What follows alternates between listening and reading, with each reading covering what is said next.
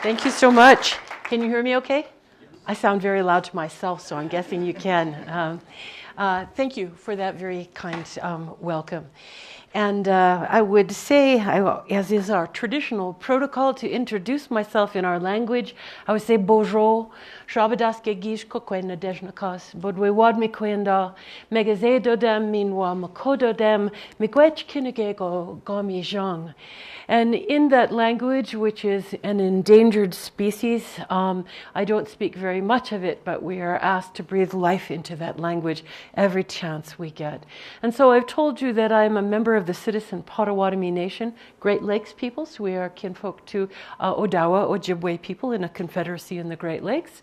I'm a member of the Bear Clan and also of the Eagles, and I am really glad to be here with you. I've had such a great visit with numerous faculties here. Really, this is the delight of being both a scientist and a writer. You get to just multiply the great, cool people that you meet and interact with. And I see some repeat customers from the literary reading just a little bit ago. So thank you for being here. And it is also the way of my people that we always begin with gratitude. And so I want to offer special gratitude to begin with to the fact that here we stand on the territories of the Shoshone people. It is a privilege to stand on these territories, and that we must always acknowledge that this is a relationship of indebtedness, and that we are indebted to First Nations peoples in terms of land, of history, and as an environmental biologist myself, I'm deeply aware of our knowledge debt to the First Nations peoples for knowledge of ecology, stewardship, management, the very things that bring us together in this room. We also acknowledge that every single day we are showered with the gifts of Shkakmikwe, of Mother Earth, which the natural resources folks in the room might call ecosystem services. But they are gifts. They are gifts. And so we think about the fact that this morning when we first put our feet on Mother Earth, we had water to drink. We had air to breathe. We had the companionship of clouds and geese and fir trees. And for this we are profoundly grateful. Grateful for one another and for the privilege of our work. The privilege of our work at this particular moment in time when the work that we are doing as scientists, as land managers, as writers, as human people could not be more urgent. And these are the kinds of questions that bring us together, of course. I also want to acknowledge it's interesting that you call forward that ESA talk because that will be the theme that I'm going to approach today about what does it mean in these urgent times to be inclusive of the personhood of others, and how does that help us do better science, better policy, better management. And so I also want to invoke the other persons who are really important to me. I come from upstate New York, which in Haudenosaunee territories. I live on the ancestral homelands of the Onondaga Nation, and I am a proud citizen of Sugar Maple Nation. And acknowledging the fact that really the most important people where I live are Acer Saccharum. These are the ones who are fixing our carbon, purifying our water, building our soil at this moment, drying in my firewood pile for the winter. And so when we think about this personhood of all living beings, thinking of them as persons, not as ecosystem entities or natural resources, that is another kind of inclusion in our thinking about how we better live in this beautiful world. And these questions of alternative ways of thinking, knowledge, diversity, has been the major theme for Ecological Society of America this year. And they had asked me if I would come and talk about this. And there were so many faculty members there, scientists there, who really wanted this message to be spread. And so when I asked your faculty, what should I talk about when I come to the Ecology Center? They said this. And so I'm really grateful for that opening to talk about this idea of why inclusion of intellectual and cultural diversity is in fact an ecological imperative in the work that we do. So I thank you very much for that guidance on that particular topic. I also want to bring to mind again when we think about this urgency of that we are close to the 50th anniversary of Earth Day. How many of you remember the first one? A few hands, yep, me too. And I invoke this because as I reflect on the 50th anniversary, I thought we would have had this figured out by now. Honestly, you too? Yeah. But we don't. What we have seen, of course, is that we've had great ecological and resource management advances in our understanding of the physical systems that sustain us. But in fact, what we're realizing is that that's not the only thing that we need to fix, right? In order to go forward to a sustainable future. I really value Gus Speth's words on this, and so I'm going to give them to you verbatim. It's like I feel like I could have said the same thing. I used to think that top environmental problems were biodiversity loss, ecosystem collapse, and climate change. Would you agree? Yeah, right? I thought that 30 years of good science would address these problems, and I was wrong. He says that, in fact, the top environmental issues are selfishness, greed, and apathy, and to deal with these, we need a cultural and spiritual transformation. These words from an ecologist and ecological thinker. And it is that kind of thought that will really govern our discussions today. And I hope they are discussions. At the end, I want to leave plenty of time to talk about these things together. As an educator, I've been teaching ecology and environmental science and all kinds of various forest ecology classes for decades now. And I used to think that if people understood what we were doing to those ecosystems, they would stop those environmental impacts. And like Gus Speth, I was wrong. And it is just last year that AAAS put out a series of really interesting papers that are demonstrating that what is changing people's minds, if at all, on the urgent environmental issues we face right now is not information. It is no longer that we don't have the right data. What we don't have is political will. What we don't have is cultural transformation. And so legions of scientists are coming around to this notion that we have to couple our data. We have to couple that kind of evidence with cultural and social transformation. And that is really why, as a scientist, I have shifted my own work from doing ecological research to ecological storytelling, because it seems to me that this is the tool that we need in these urgent times. In this room full of biologists, really we're saying, how could we do ecology in such a way that propels change? This is the challenge that I gave and was asked to give to the Ecological Society of America. What's left out? What is it that we need to add to our training, to our research agendas to accomplish the cultural and social transformation? I certainly don't have all of those answers. I want to think with you together about them. And I also am really aware, of course, that in a wonderful department like your own, much of our emphasis is on defending biodiversity, right? And we think about defending this biodiversity in many ways. Genetic diversity, species diversity, landscape diversity. I could go on, and so could you. But the talk that I really am going to be giving today is to think about knowledge diversity. Just as we know that all of these other kinds of diversity that we see in the living world are really important to the stability, well-being, evolution of ecosystems, knowledge diversity is equally important to this upcoming transformation that we need. And as ecologists, right, Bio 101, we talk about the consequences of monoculture, right? The ways in which monocultures are perhaps economically efficient, but ecologically dangerous, deleterious, right? In depletion of resources, in increasing ecosystem instability, all the things that you already know. But just as we also think about the fact that what is it that propels biological evolution? All of you some of you are here for a class, you know the answer to this. Biological evolution being propelled by genetic diversity as the raw material, right? But if we're looking for cultural evolution towards sustainability, what's the raw material there? And it's intellectual diversity, having many ideas on the table in a creative, open, and inclusive way. And what I'll be trying to share with you is a little bit of my experience in trying to do that. We know that scientific innovation, particularly at this meeting place between culture and nature, the place that we are living right now, requires full participation by everybody of all cultural backgrounds, of all kinds of intellectual gifts that are brought to us.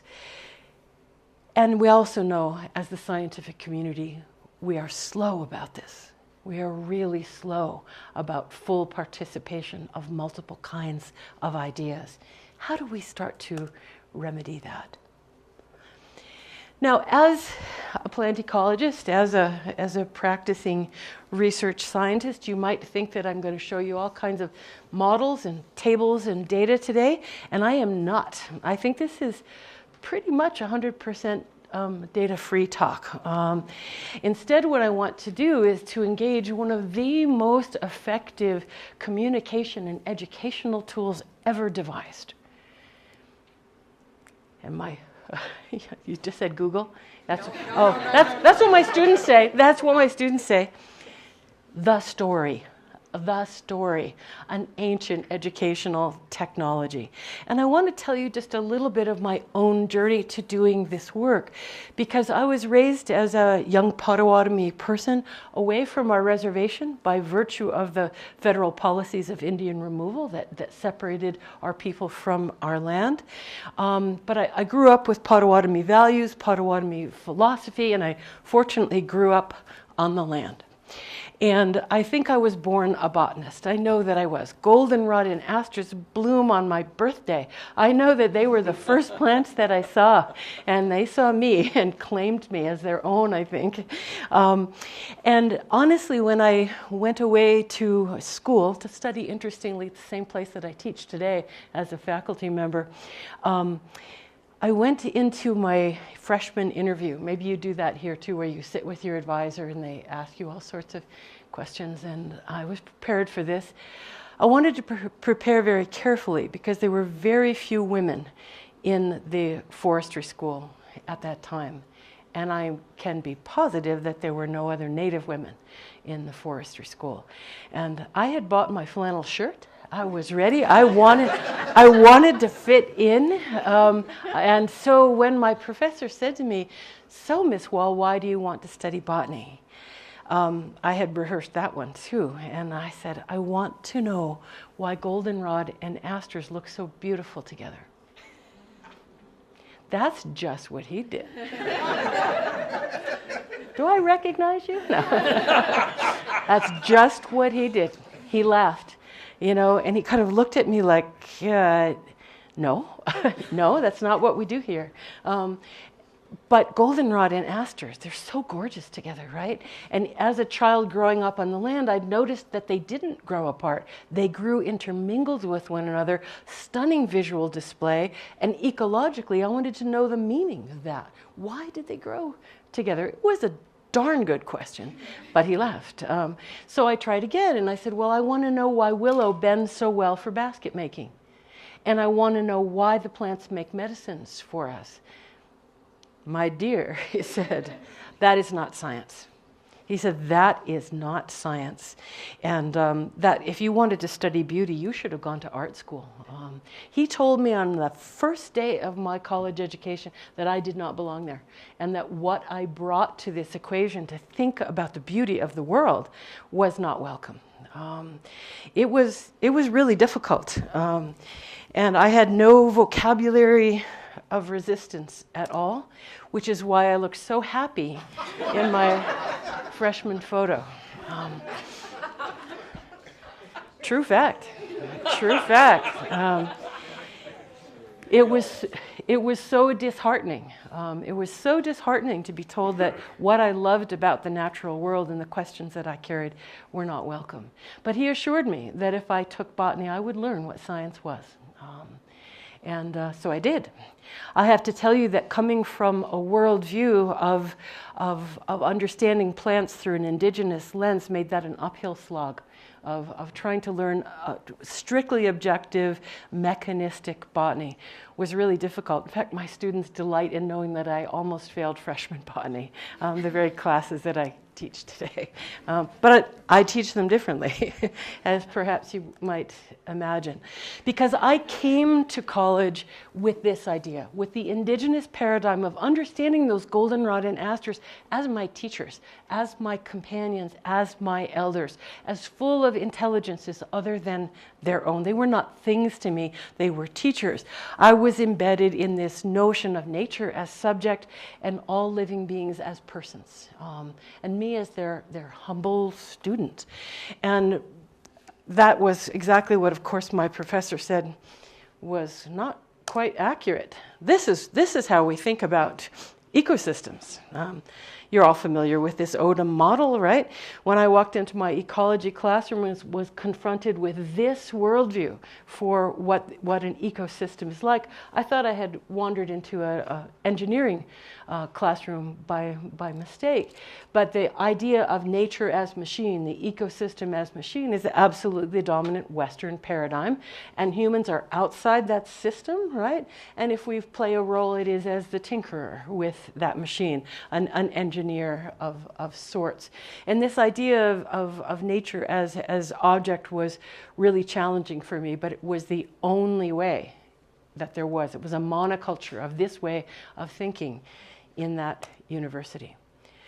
Because, like most universities, perhaps yours as well, in departments of natural resources and environmental biology, our understanding of what land means when we are out on the land, caring for the land, managing the land, is absolutely embedded in the Western notion of what land is. And primarily within the Western paradigm, land is property, right? That is pretty much how it's defined. It is land as property, and therefore land as capital. Land is a source of ecosystem services, those actions, those processes which sustain all life on the planet, and very importantly, land as natural resources. Is it natural resources in your department name here or school name here as well? Yeah. Sometimes I feel like I need a dictionary or a glossary when I step between these two worlds, because what Western science names as natural resources, we think of as our relatives. The words that we often will use for natural resources are not something which isn't valuable until it is transformed for human use, which what natural resources means. But we think of it, back to the beginning of this talk, as earthly gifts. I was at University of Michigan while they were trying to decide on a new name for their Department of Natural Resources. They found that inadequate, and they were struggling to think about what it should be. So I invited them to see if they wanted to work in the Department of Earthly Gifts. And everybody got this kind of wistful look and said, yeah, I really do want to work for the Department of Earthly Gifts. Well, why don't we? Why don't we? So this was what I walked into, a change of worldviews from the indigenous perspective, in which land is a source of identity. It literally is who you are. Identity as a native person is so tied up with the land. Land as our sustainer, the one who cares for us, the ones who care for us. In a sense, analogous to ecosystem services, the caretakers. But more than that, those caretakers are our relatives. They are more than human relatives. They're not just entities, species, components of the ecosystem. They're our relatives.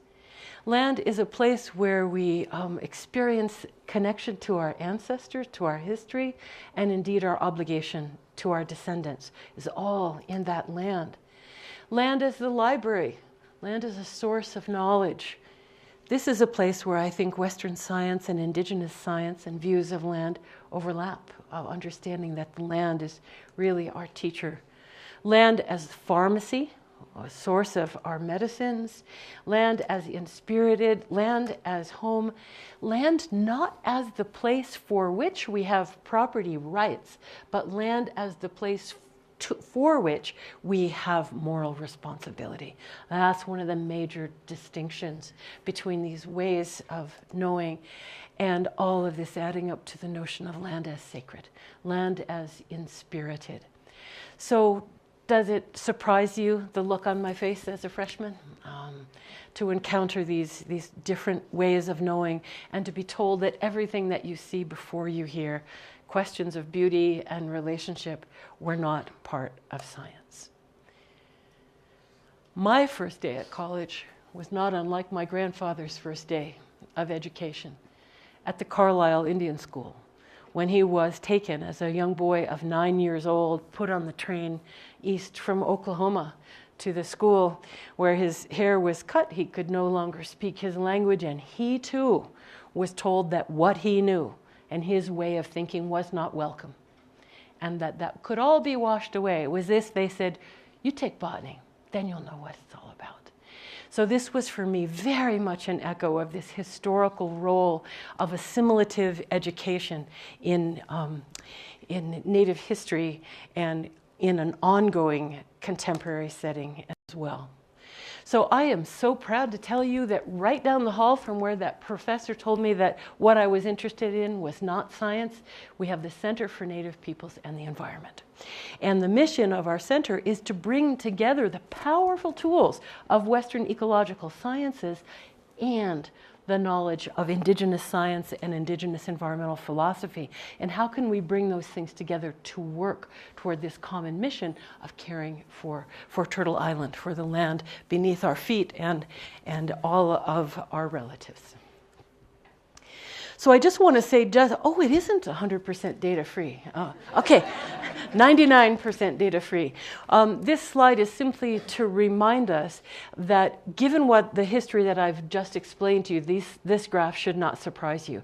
That while participation of underrepresented groups in Western science and in the STEM fields has been increasing through all kinds of wonderful outreach and reframing and inclusion efforts. It's really important, and this is really hopeful. But if you look at the red line for Native peoples, we see essentially there has been no change. And in some data sets, it suggests decline. That Native peoples continue to be the most underrepresented group in STEM. And it's also true in environmental sciences.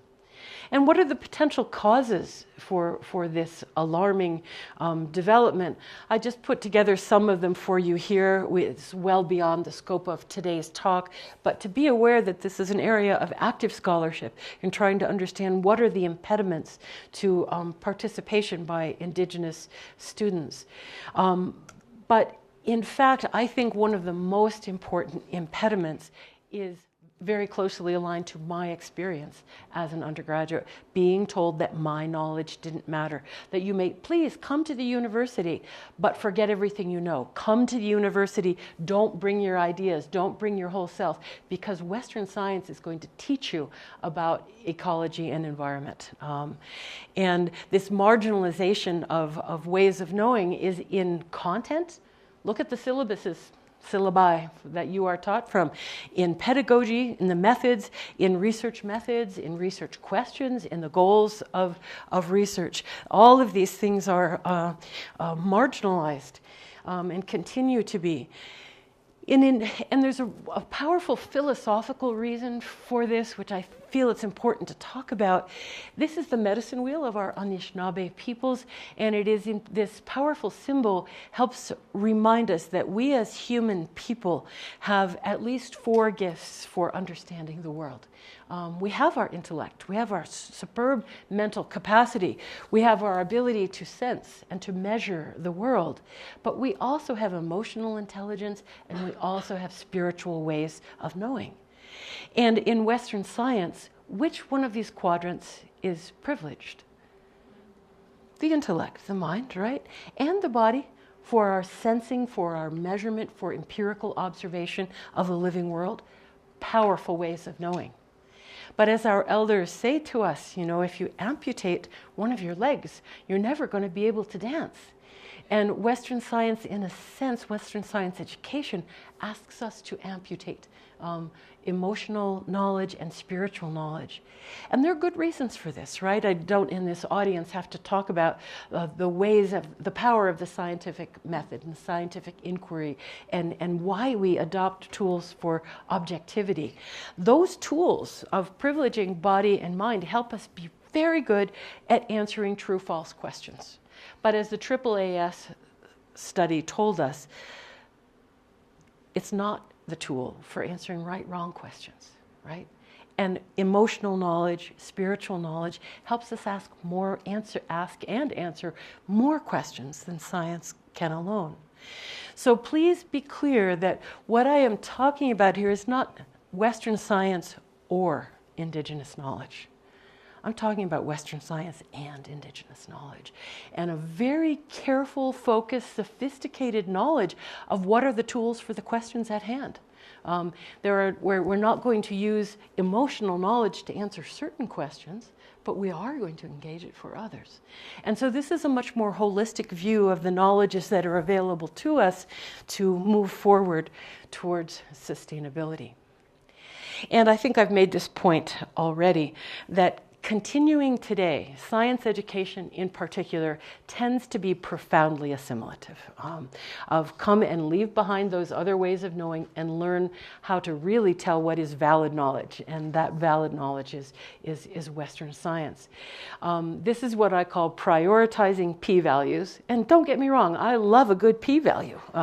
You know, it makes you happy to say, yes, I have a nugget of information that helps me understand the world better. But the question of what to do with that knowledge requires something more. It requires cultural values. And how do we bring those in as a partner to Western science? So that for any student coming into our classrooms, Native students and every other face that might come into our classrooms, that we don't do this. Here you see one of those famous before and after photographs, paired photographs from Carlisle Indian School, where you bring in people full of their ideas, their language, their knowledge, the beautiful clothing that their mom made them before they got on that train, and then you cut their hair, you put them in uniforms, and you put them in an intellectual straitjacket of how you speak and how you think. We don't need to be doing that in universities. That's not what we're for. So what I want to do now is to take a little bit of a look at some of the ways in which Western science are perceived by the general public, as well as perhaps by some members and participants in the scientific community, and often by Native people. And the metaphor that I choose to use is that of the colonizing fortress. This fortress high on a hill that is exerting control and dominion over the people and the landscape below. Science as a monoculture. Why? If this is a troubling metaphor to you, let's take it apart a little bit. This fortress is built brick by brick, and we use that very same language in academia. That the studies that we do with reductionist technology, or reductionist thinking, I should say, is we build knowledge brick by brick. Each of us is responsible for these little bricks in the edifice of scientific knowledge, right? We don't have to build a fortress with those bricks, but in a way we do. Why a fortress? Because the communities of science, particularly academic science, are really inhabited by very specialized workers, right? You are very specialized workers in science. And there is a regimented, materialistic process by which we generate validatable knowledge. It's called the scientific method, right? Is this how most people outside the fortress generate knowledge? No, it's not. So this seems very foreign. It seems like this is knowledge that is behind walls, made by specialized workers in lab coats, in the public mind. And the knowledge that is generated inside this intellectual fortress, which is, and it's powerful, that's another reason we choose this as the metaphor, is that knowledge is property. It is defended by the walls of science. It can also be, of course, a commodity. And the research questions that we ask are inevitably entangled with economic systems. And perhaps, most poignant for me as someone who is now trying to write for a public audience rather than for that handful of plant ecologists who applaud my scientific technical papers, I'm now writing for a much broader audience in a language which does not exclude participation, right? We know that the ways in which we do scientific, technical, peer-reviewed journal writing is not really open to the rest of the world.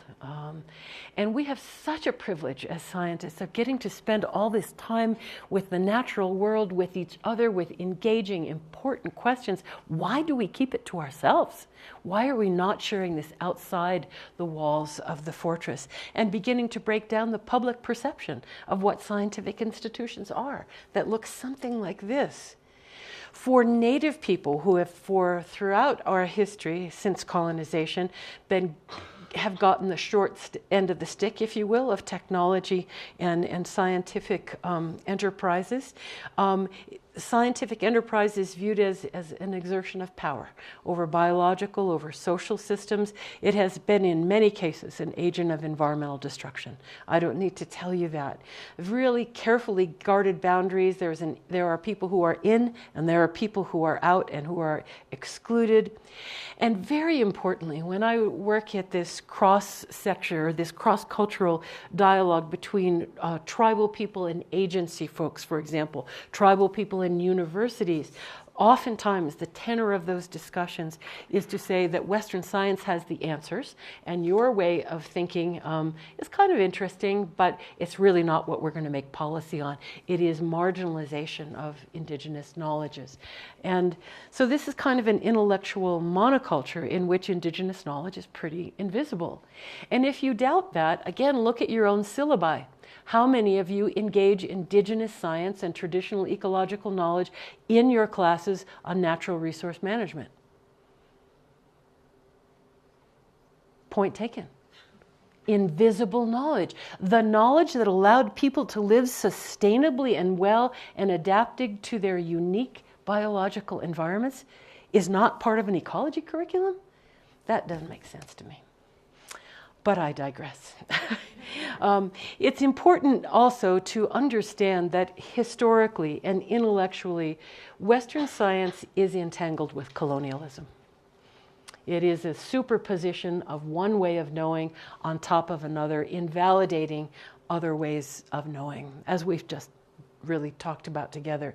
So the question before us is, how do we undo that?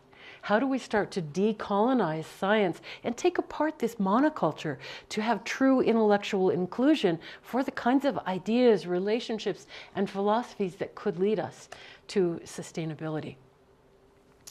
I put this slide of some of my Native students in this presentation to say that students have a very complicated streams of knowledge that are coming to them. Some of those streams of knowledge are saying our people need scientists. Our people need culturally competent scientists to do the work of our people in caring for the land. But there's also in the other ear this notion of saying science has treated our people badly. Science will marginalize your knowledge. Science will tell you, you do not belong at this university because you think differently. Think about a Native student with both of those voices in their ears. So much so that one of my dear graduate students, I think this is next, yep, she told me as she was getting her graduate degree in plant ecology and preparing to go back to her home community, she said, I don't want to tell them I'm a scientist. I don't want to be known in my community as a scientist because of everything that we're talking about here. She said, I want to be known as someone working on behalf of land and people. Why can't those be the same thing? Have you ever felt like this in community? I'm seeing a lot of heads nodding. Yeah, this is not just about Indigenous people. This is about all of us as participants here. How do we change the story? And how do we use our research agenda and the privilege of being part of the university to change this story so that this is what it means to be a scientist? We're interested in engaging Indigenous knowledge in the academy, not for some atavistic, romantic, let's go backwards and live as people did 500 years ago. That's not what it's about. It's for the urgency of now. It's to say, what can we learn from people who have lived well through adaptations to this landscape, to a time when we desperately need adaptation, to climate change, to biodiversity loss. So how can Native knowledge and participation by Native scientists help us imagine a different way forward?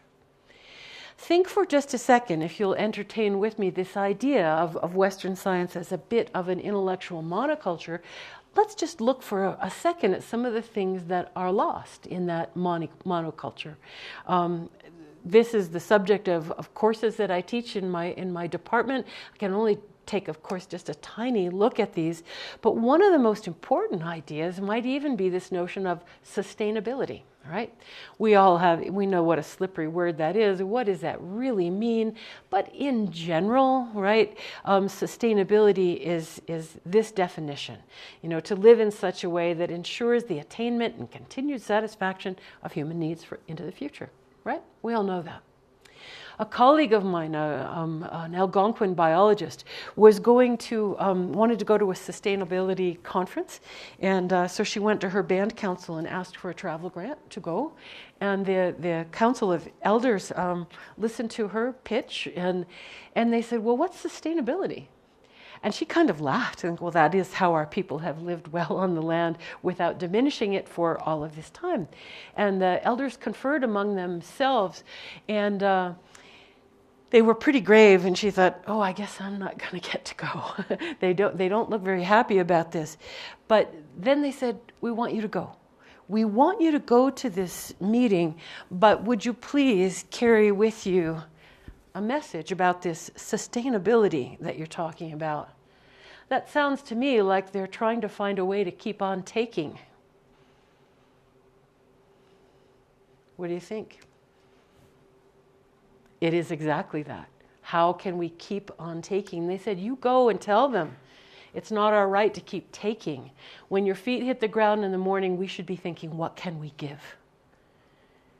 The orientation to the human person as in reciprocity with the living world, to give your gifts back, to have a positive role.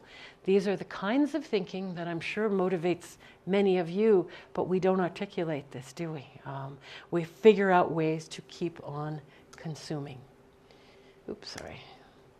What is lost? Those kinds of ideas, a paradigm shift about what we mean by sustainability.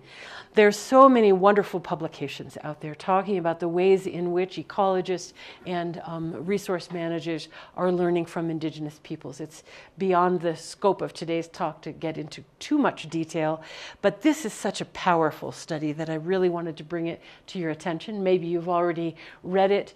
The UN Intergovernmental Science Policy on Biodiversity and Ecosystem Services. If you haven't read it, as an ecologist, you ought to. And one of the things that they point out so clearly is that amidst all of the dark news about biodiversity loss, there is one bright spot. Where on the planet is biodiversity not declining at the precipitous rates that it is everywhere else? And it's on Indigenous lands. If you're a conservation biologist, if you're a resource manager, this is important. This is huge. We need to know why this is. This is a very well-known map, of course, showing the correlation between biodiversity hotspots on the planet and linguistic diversity hotspots, and they overlap one another. There's a very strong correlation between cultural diversity, particularly of Indigenous peoples, and biodiversity. What are some of the reasons that might be? Wouldn't this be important for conservation biologists to address? Some of it, of course, has to do with Indigenous land management practices, which are created to manage for biodiversity. Because for subsistence people, biodiversity is food security, right? when we're not talking about agricultural monocultures for food, we're talking about diverse landscapes that support people. This understanding that when the land is sick, people are sick. When the land is well, people are well. So this notion of that people are not outside the system, but are inside the system. People who live in these landscapes are engaged in long-term monitoring. Their kind of monitoring might not look exactly like the Forest Service protocol, but it is monitoring with peer review in Indigenous communities. This notion of the worldview that says that people and nature are not a bad mix, that in fact people can be medicine for the land, and that our job as people is to figure out how can we be medicine for the land. These are the cultural values that underpin the protection and indeed generation of biodiversity, and I would argue that this should be part of our mainstream education as resource managers. Indigenous science, also known as TEK, or traditional ecological knowledge, integrates culture and nature. It is all about adaptation to cultural change. And as a scientist, I find many of the places where the shortcomings of SEK, scientific ecological knowledge, are balanced by the strength of TEK. We use them both together for more optimal solutions. It's important to remember that all around the world, some of the most remarkable models of biodiversity are on lands managed by Indigenous peoples. I've had the privilege of spending a lot of time in the Menominee Forest in northern Wisconsin, which resembles an old-growth forest and is sustainably managed and has been for centuries to support the economic development of the Menominee Nation.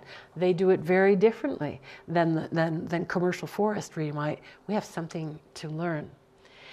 So I think our role as academic scientists, as students, as faculty members, is both to support diverse students to flourish within the academic system.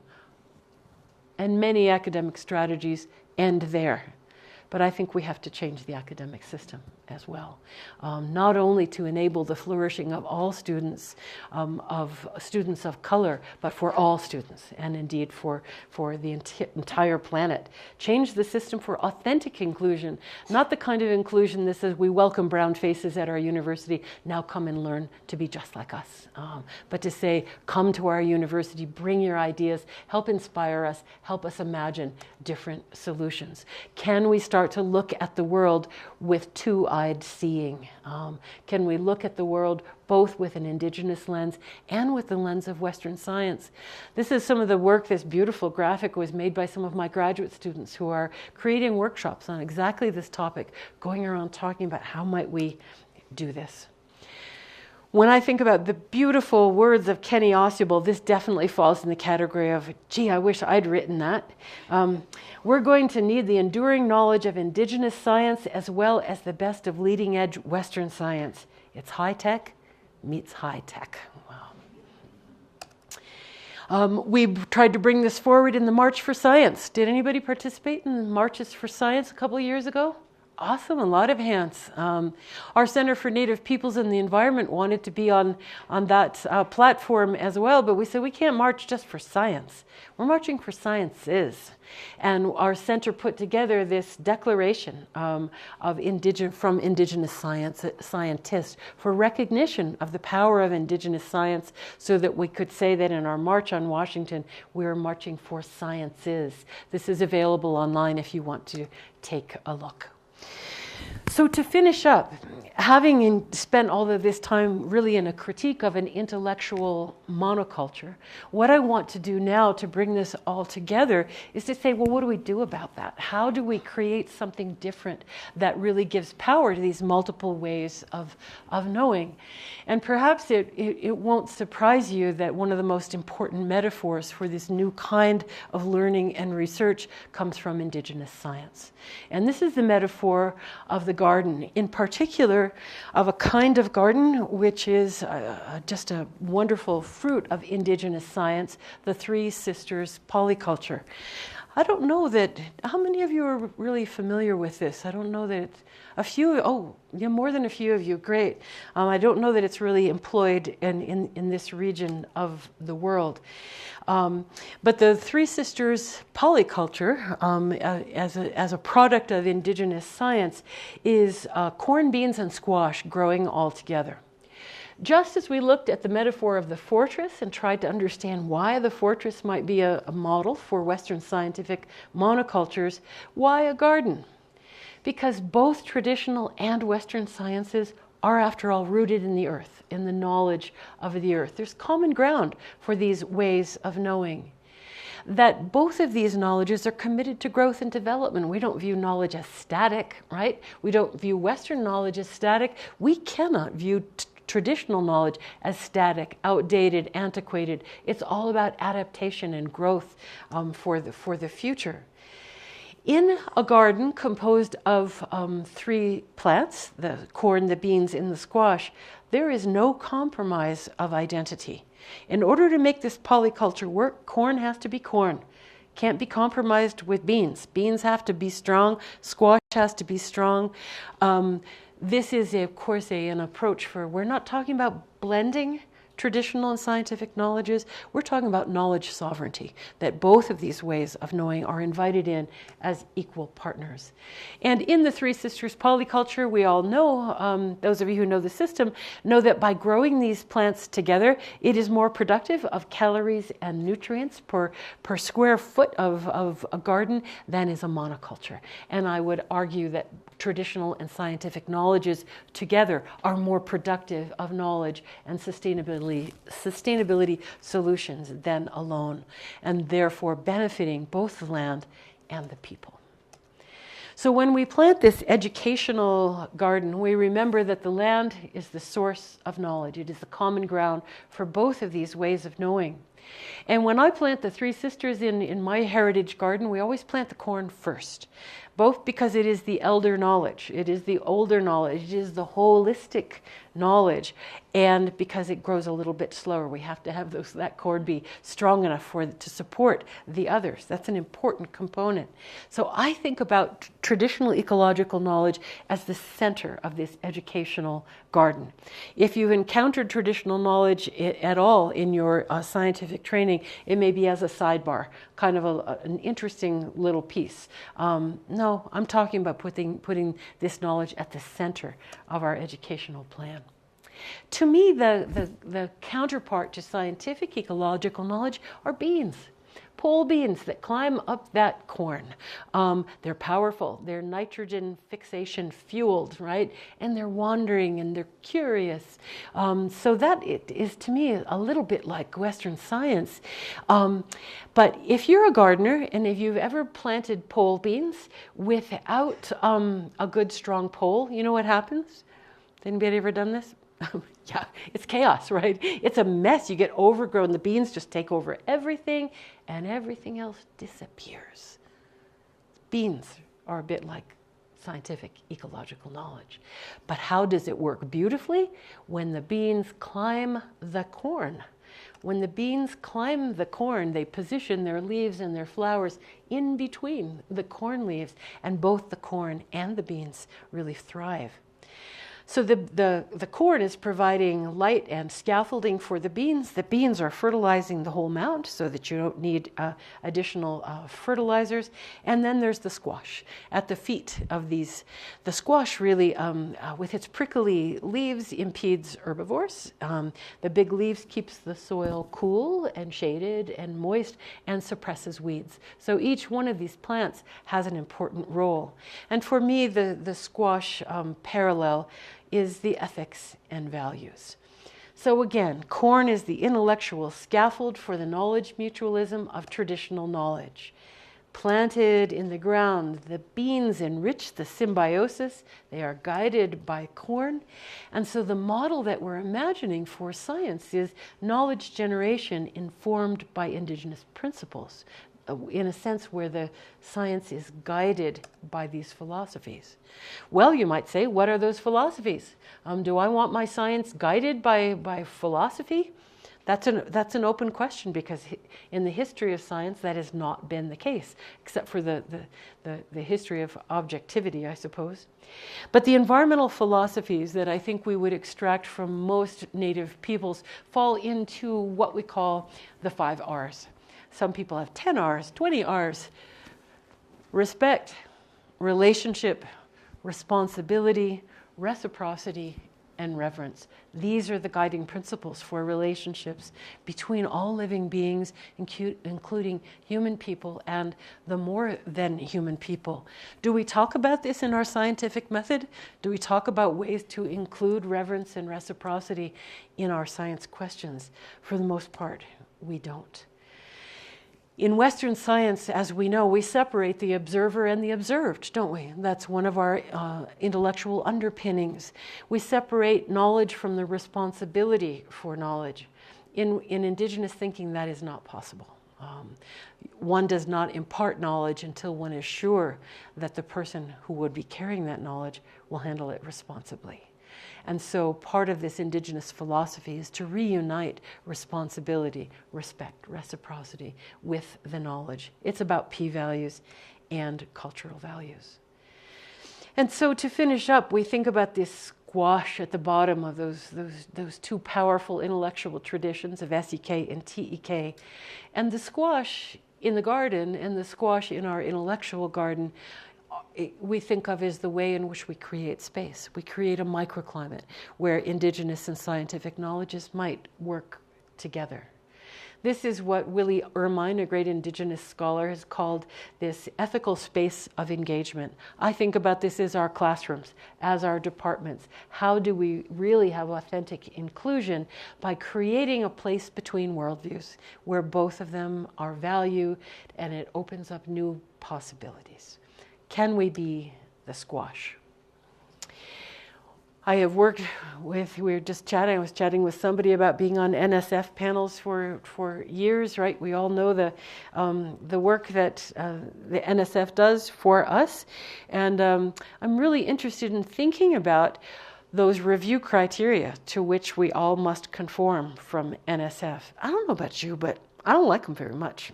This will not come as a surprise to you, right? And so I think about, what if we could rewrite the NSF review criteria to be the Native Science Foundation? What would those new review criteria look like? Let's just play with this for a second. I want to submit a grant proposal that asks me, does your research show respect for humans and non-human persons? Does your research promote responsibility for knowledge? Does it support reciprocity with the living world? Are you have practices and protocols in your research for equitable sharing of knowledge between knowledge holders and knowledge recipients? Is your work grounded in humility? Do you recognize the land as your teacher? Do you accommodate and acknowledge the knowledge of non-scientists who are participating in your work? Do you promote intergenerational equity? Do you support sovereignty of knowledge and culture? That's a grant proposal I want to write, and I suspect that you might as well. How do we get there? By creating this garden, creating a symbiosis of knowledges, not one or the other. And to remember that the Three Sisters Garden is in fact a Four Sisters Garden. And who's that fourth sister? You are. We are. We're the ones who till the ground, who save the seeds, who tend that garden. So what are our responsibilities in creating this knowledge garden rather than a knowledge fortress? We have to tend that garden, as we know, right? How do we tend to the TEK garden? We promote language revitalization. We have universities that teach the native languages of the lands on which they stand. Universities that foster respect for the sovereignty of land of Indigenous nations around them, who help them protect, use our skills in the university and our privilege in the university to protect biocultural landscapes, not to degrade them or to exploit them, to engage with knowledge holders outside our own communities for authentic inclusion, educate for community property priorities, and protect cultural resources, and above all, protect intellectual property that is vested in communities. These are some of the ways that universities can be allies to Native people, allies to Native knowledge. And I encourage you to think about ways that you might do that here. I hesitate to put in a slide about tending the science garden because we're already pretty good at that. That is, in fact, the only garden, that intellectual garden that we have been tending.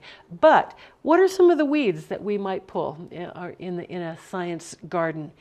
Could we decouple real science from scientism? Scientism being that belief system that science is the only valid way to truth. That's scientism. And I think probably most of us have experienced that to some degree in our education and research. How could we decouple those?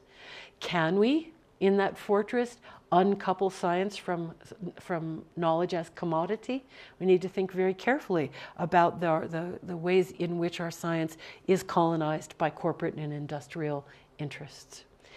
I think we also have to encourage science storytelling to break down that fortress wall so that the language that we use to share our research with broader communities is that we have translators to do that and permission to do that. To no longer have this fiction that the highest and best outcome of a scientific study is to publish it in a journal that 25 people are going to read rather than 25,000 people. How can we incorporate cultural values, not into necessarily our methodologies, but into the questions that we ask, questions responsive to those 5 R's. Explore new paradigms about human and nature relationships. Because in my work as a restoration ecologist in lots of different settings, I have come to the conclusion that it's not the land that's broken. It's our relationship to land that's broken. And so as stewards of land, as stewards of scientific knowledge, how do we also work to heal relationships to land as well? I think this is a really good place to stop, to really encourage you to think about again, to reflect back on these studies that tell us that it isn't that we need more data at this point to address the urgent issues that we face, that what we really need is not just a change of mind, but a change of heart. And how is it that we as scientists can participate in that? That change of heart, actually there is one more, let me go right here, to words that were shared with me by a recent graduate from our institution, which has much in common with your own in our focus. And that student, he said to me, I came to the ecological sciences because I love the natural world. For how many of you is that true? Pure stand, thank you. But I'm not sure I belong here. My science education wrings the love right out of you when it's all about data and p-values and not about doing anything. That broke my heart to have one of my graduating seniors with these words. And it committed me as a cultivator of that knowledge garden to change that garden so that there is a place where your love for the natural world is just as important as your intellect. So thank you, miigwech, mi'u. I'll take whatever questions you have.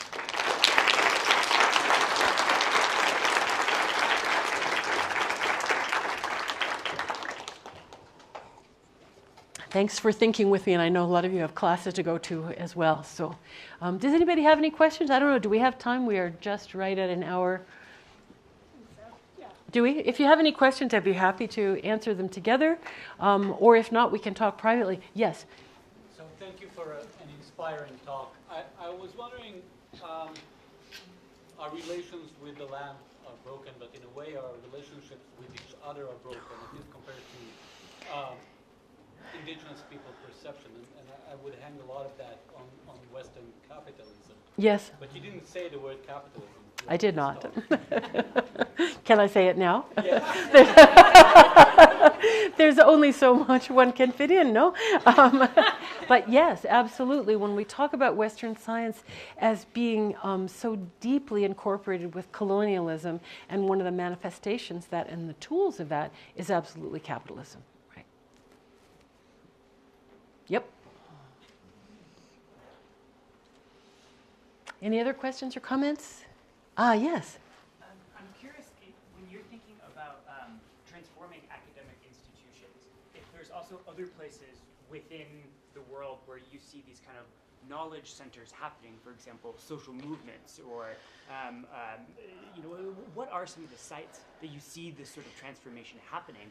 Yeah. And maybe how can students who are in an academy maybe be in more conversation with those sites where that's happening? I'm so glad you've asked that.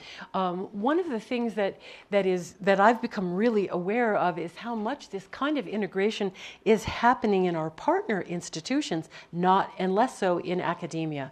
I've been working lately a lot with the Nature Conservancy, and one of the Nature Conservancy's highest priorities is exactly this. When they look at the maps of biodiversity to say, if we're about protecting biodiversity, we have to be about engagement with Native people. The federal government, of course, has a mandate for consultation with tribes, which is often perfunctory at best.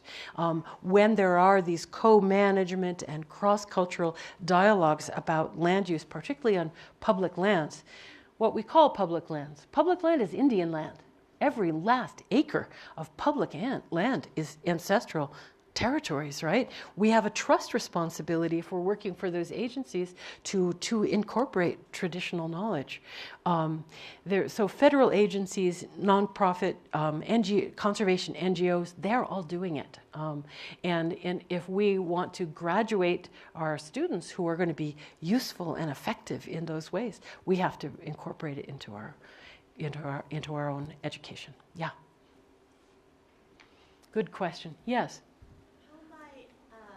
How might Western scientists better incorporate Indigenous knowledges when it comes to how they name things in the environment, like using Indigenous names? Is that like how is that incorporated into scholarship, or how can it be better incorporated? That's a wonderful question.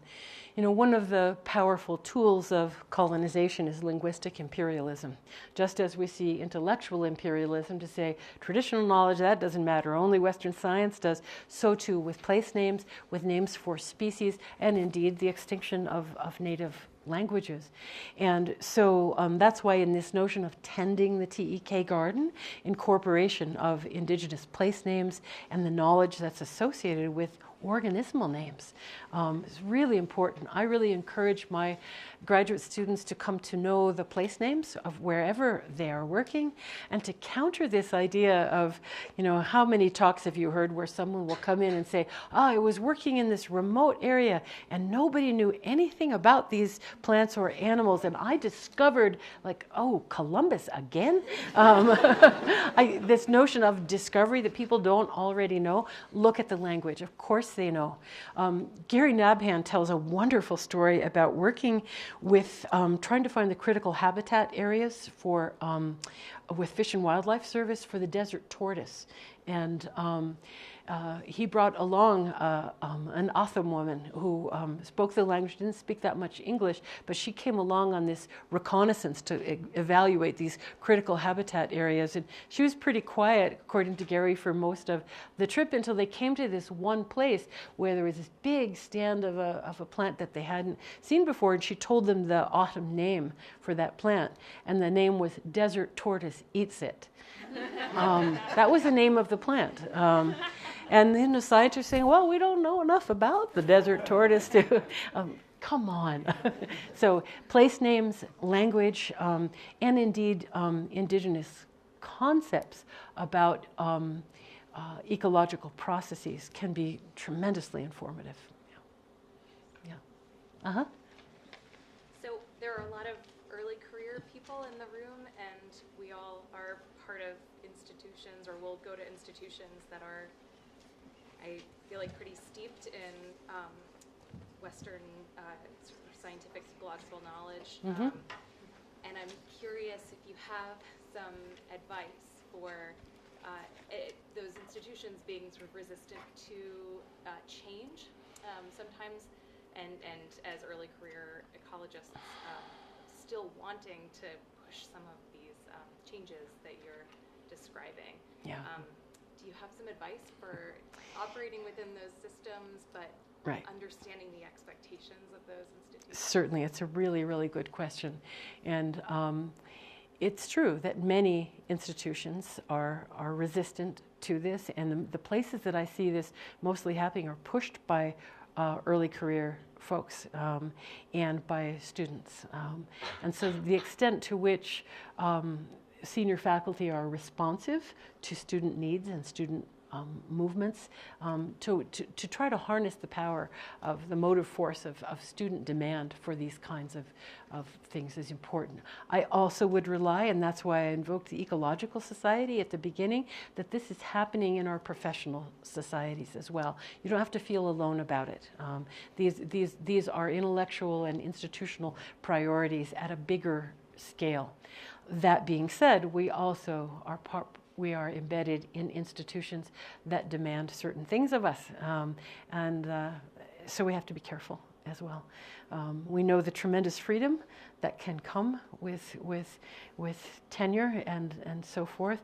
And people often ask me, "Oh, did you do the Center for Native Peoples and the Environment, in your first several years as a faculty member?" Of course not. Of course not. It doesn't mean I put it on the back burner. The first thing I did was, yes, I will teach what you need me to teach, but by the way, I'm also teaching Indigenous issues and the environment. And then you start to develop this student cohort that's saying, whoa, that's really important. That student cohort is in their wildlife ecology class saying, why are you not teaching the example of Indigenous fire as an important force for restoration of this particular vertebrate? So you plant the seeds strategically, and then they blow. So it's both. It's both and. Protect yourself, but don't shy away from it. The world is changing in this direction, and remember, we live in urgent times. This is not a time to sit back and say, let somebody else do it. So, thank you. Maybe one more. Yeah. So I am of Mayan descent, Mm-hmm. and I work with a lot of people, native groups in Oklahoma, in the nations in Oklahoma, and in Mexico, in central Mexico. And I've seen a lot of the younger generations of Indigenous peoples kind of dismissing a little bit, not everyone, but a lot of them dismissing the knowledge of the elders Mm-hmm. and the knowledge of the ancestors. I'm wondering, what would your message be to them to strengthen and not dismiss the knowledge that our people had for centuries in the earth? Yes, and that kind of internal dismissal of our own knowledge is also a product of colonization. We have to recognize that. But to say to our people, and we use this, and I think it's the opening of our Indigenous science statement, is to say our people have always been scientists. They are agronomists, they are astronomers, they are mathematicians, they are physicians. Our people have always been scientists. How else could we have lived and persisted through all of these changes, through all of these colonizing forces upon us, and to just strengthen that notion that we have always been scientists and that we need to bring our knowledge to the fore. I know that in my own community and most particularly in the Haudenosaunee communities, very traditional peoples among who I live in upstate New York, that I often hear people say, it is a miracle that our traditional knowledge has survived everything over the last 500 years. It is a miracle, and that they knew that there would come a time when Indigenous knowledge was valued and was needed to confront the issues that we face. And they tell us that time is now. There's a reason it's been safeguarded, and it's for each of us to carry that forward. That's what I'd tell them. Yeah. So thank you all for your questions and for your kindness.